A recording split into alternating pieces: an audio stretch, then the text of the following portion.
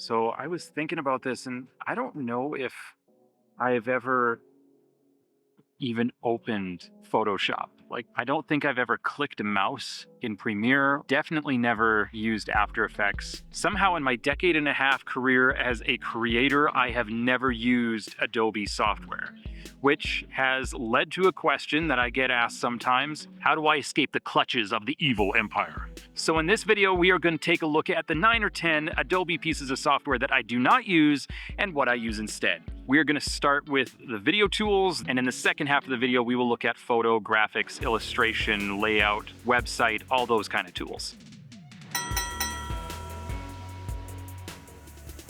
I started with iMovie back in the day, upgraded to Final Cut Pro 5. On our first feature film, I took the leap into Final Cut Pro 10. I still love that piece of software. It's just an incredibly fast workflow for editing. However, if you are a Premiere Pro user, which is a more traditional nonlinear editor, it's going to take some getting used to. For a lot of people, they just can't wrap their heads around the switch. Today we use DaVinci Resolve Studio. In a lot of ways, I consider it what Final Cut Pro 7 would have looked like had Apple continued down the road that they were on. And if you want to get out of Adobe land, out of Premiere Pro, it is an excellent choice, because especially when it comes to editing, the transition from Premiere to DaVinci will be pretty easy to pick up. Now, the primary reason that I'm using DaVinci now instead of Final Cut Pro is because when my wife and I were first married, she really cares about color. And DaVinci, before Blackmagic bought it, was actually exclusively a color grading software. One of the best in the world, still is to this day. They added all the other features into it since then. And Final Cut Pro 10, especially at the time, was really lacking in color grading tools, whereas DaVinci is amazing. In the category of color grading, DaVinci beats Premiere, Colorista, hands down. It is a node-based workflow, which takes a little bit of getting used to, but really isn't that hard. If you watch a few tutorials, you'll pick it up quick. And if you've been noticing how many YouTubers have been switching over to DaVinci lately, color grading is often one of the key reasons, because it is that good. After Effects is one of the industry standard visual effects pieces of software out there. It's a very accessible piece of software because it works very similarly to the way that Premiere works. And it does a very good job of striking a balance between motion graphics and visual effects. So what do I use instead? Well, the answer is actually twofold, because the actual industry standard software for visual effects is a software called Nuke. And Nuke is in a totally different league with a totally different operating philosophy, because instead of being a nonlinear editor type of software, it is actually a node-based piece of software, which allows you to do incredibly complicated operations incredibly efficiently, making it incredibly powerful. However, it also makes it less accessible to the average computer user. And in the first half of my career as a creator, I was heavy into visual effects. I did a lot of them, but Nuke was a little bit out of my budget, especially now considering that I don't do a lot of visual effects anymore. And so I settled on Fusion for my visual effects, because Fusion is also a node-based visual effects software, incredibly powerful for doing huge, complicated visual effects. And incredibly, only a few months after I had made that decision, Blackmagic bought Fusion and integrated it into DaVinci Resolve. And so if you're wanting to do really impressive, really complicated visual effects, I would highly recommend you take the time, learn Fusion. There's both a standalone version of Fusion that just operates by itself, which if I'm working on a lot of visual effects shots, say for a movie or something, that's what I would prefer. It just works a little better. And it also has a full version in a tab in DaVinci Resolve. Now, the downside with Fusion and that node-based workflow is that it's a little bit overkill for simple motion graphics. They can be done incredibly well, but you kind of need to be a little bit more of a math brain, in my opinion, to make them work. So what I prefer to do in most cases, if I'm doing a lot of motion graphics, is I use Apple's Motion software. In my opinion, this is an incredibly underrated piece of software. It's not quite as robust as After Effects, but it operates a little bit more like Photoshop than After Effects does. And in my opinion, it leans into that motion graphics side better than After Effects does. And on that front, it's an incredibly powerful, easy to learn, good workflow piece of software.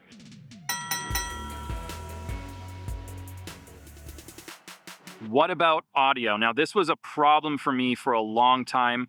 I used to use a piece of software from Apple called, what was it called? Soundtrack. Soundtrack was what it was called. But they discontinued it when they came out with Final Cut Pro 10. And so for several years, I didn't have an answer for this one until Blackmagic came to the rescue when they purchased a professional, dedicated music audio editing application called Fairlight.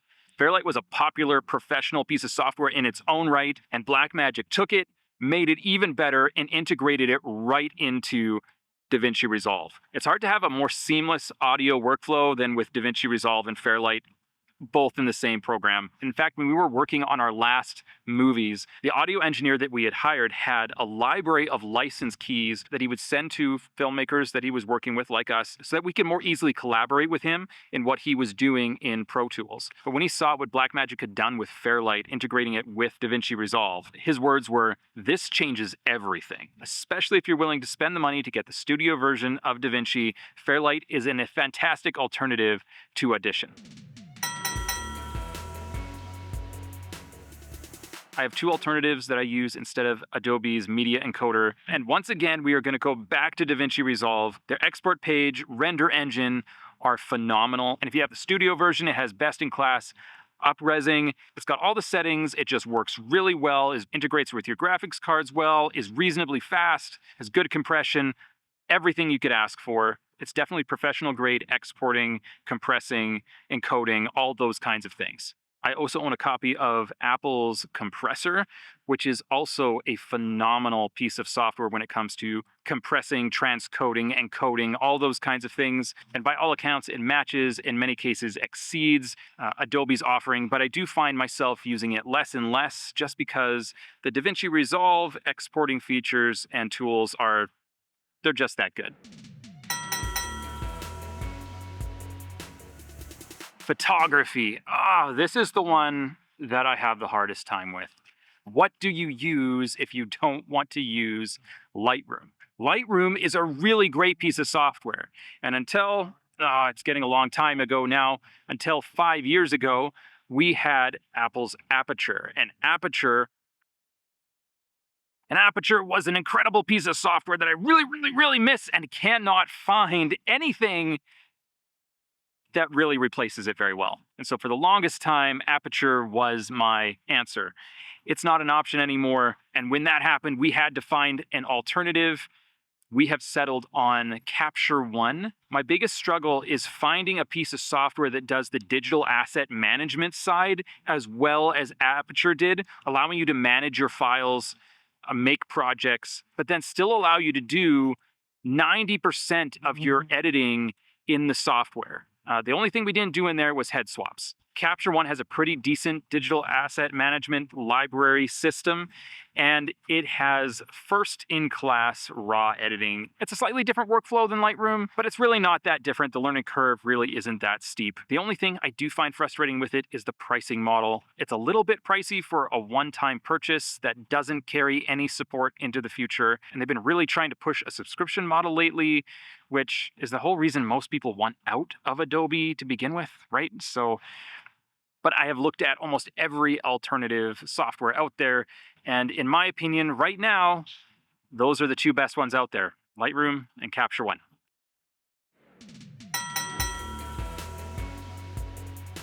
So my general workflow is I'll import my photos into Capture One, I'll do my basic editing, and then I will send them off to my Photoshop alternative. We have been using Affinity Photo for a long time now. It is a fantastic tool, lets me do pretty much everything that I want to do, has all your basic tools, most of your advanced tools. It runs reasonably fast because there isn't a lot of bloat. And that is where I think most people are going to struggle switching away from Adobe, because software like Photoshop is incredibly bloated. They've got so many innovative tools to do so many incredible things in very niche applications. Most people that are using Photoshop don't need 90% of what's there. And I'm not just talking about somebody who would be happy using MS Paint. I'm talking about most professionals. There are so many features, there are menus within menus within menus to get to something very, very niche. And a software like Affinity Photo just doesn't have that. And that is going to be the hangup that prevents a lot of people from being able to make that switch, because they need one tool in Photoshop that they can't live without. But the amount of people who need that tool are so narrow that realistically, it's just not going to make it into a tool like Affinity Photo anytime soon. And that does have its advantages, because all those tools are making Photoshop bloated. And Affinity Photo isn't bloated, which means it's more stable and it runs faster and it just works. But for pretty much anything I want to do, Affinity Photo is going to do the job, and I don't feel like I'm missing anything from Photoshop.